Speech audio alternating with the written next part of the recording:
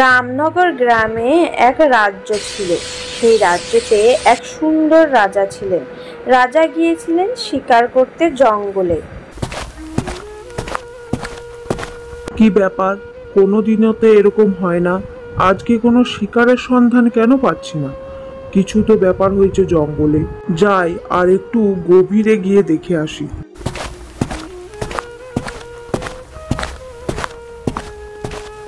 রাজার বউ পার্বতী, সে গর্ভবতী। ইস, রাজা সেই সকালে গিয়েছে, এই সময় কি আমাকে একা রেখে যায় বলো? কি করি এখন? রাজা শিকার করতে করতে সন্ধে হয়ে যায়। হঠাৎ হাঁটতে হাঁটতে যেন থমকে দাঁড়ায় রাজা। ঘোড়া যেন আর এক পাও এগোতে পারছে না। সেখানে একটা কালো ছায়া যেন তাদের দিকে দেখে মিচমিচ করে হাঁটছে। রাজা ভয় না পেয়ে জোর কণ্ঠস্বরে বলে উঠল, কে লুকিয়ে আছো গাছের আড়ালে? সাহস থাকলে সামনে এসো। আসলে মহারাজ, আমি রায়নগরের রাজকুমারী। আমার বাবা বীরসিংহ মহারাজের সঙ্গে আমার বিয়ে দিতে চাই, তাই আমি বাড়ি ছাড়া হয়েছি। দয়া করে আমাকে বাড়ি ফেরত দিবেন না। এত সুন্দর রূপ তোমার, তোমার রূপের ঝলকে আমার চোখ যেন আর এক ফোঁটাও এদিক ওদিক সরছে না। তুমি কি আমায় বিয়ে করতে চাও? আমি তোমায় বিয়ে করতে চাই। মহারাজ তার রূপে এতটাই মুগ্ধ হয়ে পড়েছে, সে আসলে মানুষ না ডাইনি রূপে এক রাক্ষসী, সে কিছুই টের পায় না। মহারাজ তাকে বিয়ে করে আনে। কই গো রানী পার্বতী, দেখো আমি কাকে নিয়ে এসেছি। সারাদিন তো বলো আমি একা থাকি একা থাকি, তো এবার তুমি একা আর থাকবে না, তোমার সঙ্গী এনেছি গো। আমি তোমার জন্য ছোট মহারানী এনেছি, যে সব সময় তোমার পাশে থাকবে, তোমার খেয়াল রাখবে। রানী পার্বতী কিছু না বলতে পেরে সে মনের দুঃখে একটু হেসে ঘরে চলে যায়। এদিকে রাক্ষসীর খুব খিদে পেয়ে গেছে। মহারাজ, আমি না কাল রাত থেকে কিছুই খাইনি, আমার খুব খিদে পেয়েছে। আমাদের রাজমহলের রান্নাঘরে তোমার জন্য অনেক রকম খাবার রাখা আছে, চলে যাও সেখানে। তার মহলের কোনো খাবারই পছন্দ হয় না, সে খিদের জ্বালায় ছটফট করে। খিদে পেয়েছে, খিদে পেয়েছে, কোথায় খাবার আছে? খিদে পেয়েছে। রাক্ষসী গোটা গ্রাম ঘুরে দেখে কেউ নেই। রাজ্যের পাশে একটা নদী ছিল, সেই নদীতে সবাই জল ভরতে যায়। সবাই জল ভরে ফিরছিল, সেখানে একটা মেয়েও ছিল। সেও জল নিয়ে বাড়ি ফিরছিল। হঠাৎ সেখানে রাক্ষসী এসে তার ভেতর প্রবেশ করে তাকে আটকে নেয়। রাক্ষসী মেয়েটার শরীর থেকে মাথাটা আলাদা করে তার রক্তকে চুষে চুষে খেয়ে ফেলে। তারপর গ্রামের সব লোক রাজার কাছে নালিশ করতে আসে যে গ্রামে রাক্ষসী ঢুকে। রাজা রাক্ষসীকে ধরার জন্য গোটা গ্রামে জঙ্গলে সেনাবাহিনী ছড়িয়ে দেয়। তবুও যেন গ্রামে মানুষ মৃত্যু কমে না।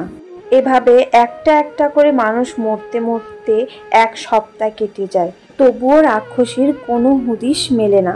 ওহ, রাজা এভাবে সেনাবাহিনীর দৌড় বাড়িয়ে দিয়েছে, একটা মানুষও খেতে পারছি না। এভাবে কি না খেয়ে থাকা যায়? কিছু একটা উপায় আমাকে বের করতেই হবে। মহারানী ঘুমিয়ে থাকা অবস্থায় সেই সুযোগে রাক্ষস তার ঘর এসে তার মুখে একটু রক্ত এবং একটু মাংস রেখে দেয়, যাতে সবাই ভাবে সেই রাক্ষসী। উফ বাবা, বিপদ মুক্ত হলাম তাহলে। আবারও গ্রামের লোক আসে রাজার কাছে। রাজা কিছুই বুঝতে পারে না সে কি করবে। সেখানে হঠাৎ রাক্ষসী হাঁপাতে হাঁপাতে রাজাকে বলে, মহারাজ, মহারাজ, আমার সঙ্গে আসুন, আজ আপনার সব সমস্যার সমাধান হয়ে যাবে, তাড়াতাড়ি আসুন। মহারাজ রানীর ঘরে গিয়ে দেখে মহারানীর মুখে রক্ত এবং মাংস টুকরো পড়ে থাকে। মহারাজ তো রেগে যায়, সে রেগে সিপাহীকে ডেকে আনে। মহারানীকে সিপাহীরা জালে বন্দি করে রেখে দেয়। মহারাজ, মহারাজ, বিশ্বাস করুন, আমি কোনো রাক্ষসী নই, আমি রাক্ষসী নই মহারাজ, আমাকে ছেড়ে দিন। এভাবে আমাকে বন্দি করে রাখবেন না মহারাজ, আমাকে ছেড়ে দিন। চুপ কর রাক্ষসী। সেনাপতি এই রাক্ষসীটাকে একদম জঙ্গলের ভেতরে দিয়ে আসবে, যেন কখনো আসতে না পারে ফিরে। মহারানী সেই সুন্দর পোশাক ছেড়ে দিয়ে সে এক সাধারণ শাড়ি পরে এক গভীর জঙ্গলে তাকে সেনাপতিরা ছেড়ে চলে যায়। রানী পার্বতী এক গাছের নিচে বসে কাঁদতে কাঁদতে ভাবতে থাকে, রাজা আমাকে এমন ভাবে ভুল কেন বুঝলো? আমি তো মানুষ, আমি রাক্ষসী না। আমি এখন এই অবস্থায় কোথায় যাব? আমি এখন কোথায় যাব? জঙ্গলের এক ছোট্ট কুঠুরিতে এক বুড়ি ঠাম্মা থাকতো। তার ভিক্ষে করতে করতে বাড়ি ফিরতে রাত হয়ে যায়। সে জঙ্গলের ধারেই যাচ্ছিল। কার যেন আওয়াজ শুনতে পাচ্ছে, জোরে জোরে কান্নার। এই গভীর রাতে কে জঙ্গলে কান্না করছে? তারপর বুড়ি ঠাম্মা সেটা দেখার জন্য আরো এগিয়ে যায় গভীর জঙ্গলে। হ্যাঁ লা, তুই এইখানে গভীর জঙ্গলে কাঁদছিস কেন লা? তুই কে মা? কোথা থেকে এসেছিস? হ্যাঁ, কাঁদছিস কেন এখানে? রানী পার্বতী মনে একটু সাহস পায়। তারপর সে সব ঘটনা তাকে বলে। বুড়ি ঠাম্মার অনেক মায়া হয়, তাই বুড়ি ঠাম্মা তাকে তার বাড়ি নিয়ে যায়। 15টা বছর কেটে যায়। রাজু, রাজু বাবা, কোথায় গেলি রে? সারাদিন তোকে কতবার খুঁজবো বলতো, খাবি আয়। পার্বতী তার ছেলেকে খুঁজছে। তার ছেলে আজ অনেক বড় হয়ে গেছে। রাজ্যের মহারাজা বলে তার নাম মিষ্টি করে রেখেছিল রাজু। মা, তুমি তো বলেছিলে আমি বড় হলে তুমি আমায় কিছু বলবে, তাহলে এখন তো আমি বড় হয়ে গেছি, তাহলে আমাকে বলো যে তুমি কি বলবে আমায়। রানী পার্বতী আর কিছু না লুকিয়ে সে সব ঘটনা বলতে শুরু করে।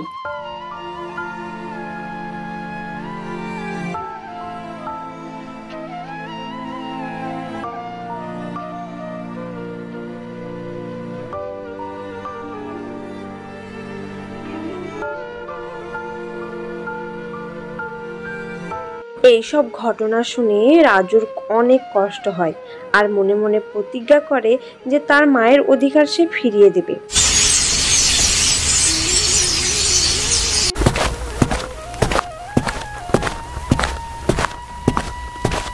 ও, এই সেই রামনগর যেটা মায়ের মুখে শুনেছি। কখনো আমি তো গ্রাম দেখিনি। আমাকে খুব ভালো লাগছে। এটা আমার গ্রাম, আমাকে দেখে অনেক ভালো লাগছে। এবার আমার সব থেকে বড় পদক্ষেপ হবে ওই রাক্ষস ডাইনিটাকে ধরা এবং আমার মাকে সঠিক জায়গায় আনা। রাজু অনেক সাহসী এবং বুদ্ধিমান মানুষ। তার কাছে হাজারো যোদ্ধার শক্তি আছে। সে অনেক বীরবান। সে গ্রামে এসেছে তার মাকে কিছু না জানিয়ে। গ্রামের কিছুটা পথ হাঁটতেই দেখা যায় মানুষের অনেক ভিড়। সেখানে সেনাপতি, সেখানে মহারাজও আছে। কিছু যেন হচ্ছিল, তাই রাজু সেখানে দৌড়ে যায়। 15টি বছর কেটে গেল, তবুও রাক্ষস আমাদের গ্রামের মানুষ খেতে ছাড়ছে না। তাই রাক্ষস রানীকে যে ধরতে পারবে তাকে আমার সব সম্পত্তি, রাজ্য সব লিখে দিব। কেউ কি বীর পালোয়ান আছো যে আমাদের রাজ্যের রাক্ষসকে ধরতে? রাজার একথা বলতেই কেউ যেন পিছন থেকে হাঁক দেয় যে আমি পারবো। সে আর কেউ না, আমাদের রাজ্যের রাজু। তুমি তো একটা ছোট শিশু, তুমি কিভাবে রাক্ষসকে ধরবে? এটা কোনো ছেলে খেলা নয় বাবু। আমি জানি মহারাজ, এটা কোনো ছেলে খেলা নয়, তবে এ কাজটা আমি ছাড়া কেউ পারবে না।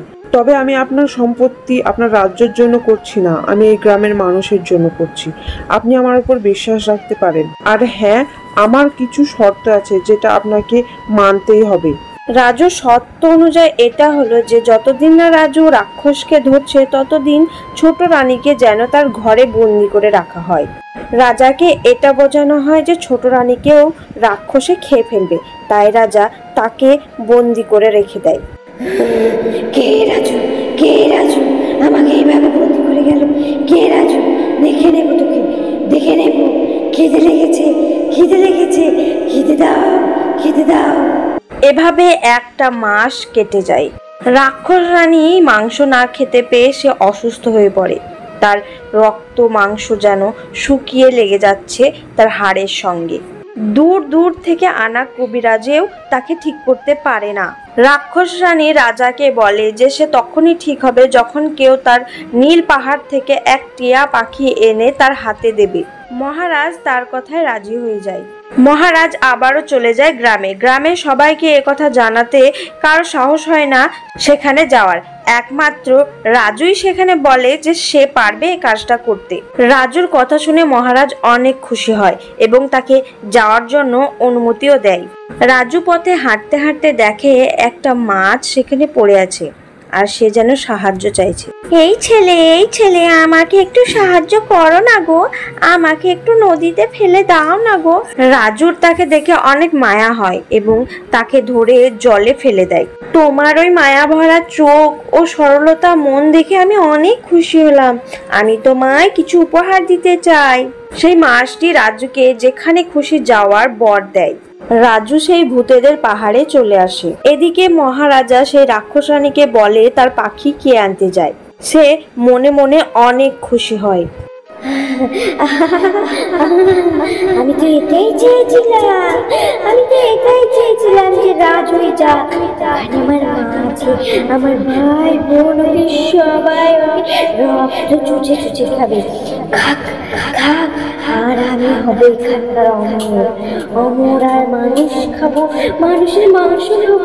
রাজু সেই পাহাড়ের নিচে ঢুকে যায় এবং সেখানে দেখে এক ভয়ঙ্কর ভূত বাংলা। রাজু কোনো ভয় না পেয়ে সে চলে যায়। রাজু সেই বাংলোর ভেতরে চলে যায় এবং সে কোনো এক পায়ের শব্দ পায়। গোটা ঘর আমার মানুষ গন্ধ কেন করছে? কি এ তো মানুষের বাচ্চা। তোরা তো সাহস কি করে হলো রে আমার বাংলোতে আসার? এ কি গো ঠাম্মি, তোমাকে নিশ্চয়ই আমার ব্যাপারে মা কিছু বলেনি। আসলে আমি তোমার বড় মেয়ের ছেলে গো। তুমি জানো না ডাইনি মা বিয়ে করেছে রাজাকে এবং আমি তাদের সন্তান। সেদিন ভূত বাংলোতে কোনো ভূত ছিল না, কারণ তাদের কোনো এক অনুষ্ঠানে একটাও ভূত ছিল না, সেখানেই গিয়েছিল। রাজু কিছু মিথ্যে ও কিছু সত্যি বলে সেই পাখিটা তার কাছে আদায় করে নেয়। আর রাজুকে ডাইনি এটা বলে যে যদি কোনো দিন পাখির কোনো ক্ষতি হয় তাহলে ভূত বাংলোর একটাও ভূত বাঁচবে না। রাজু মহারাজের কাছে আসে এবং বলে, মহারাজ, আমি ডাইনির সন্ধানও পেয়েছি এবং ডাইনিকে কিভাবে মারে সেটার উপায়ও পেয়েছি। তারপর রাজু সেই পাখিটাকে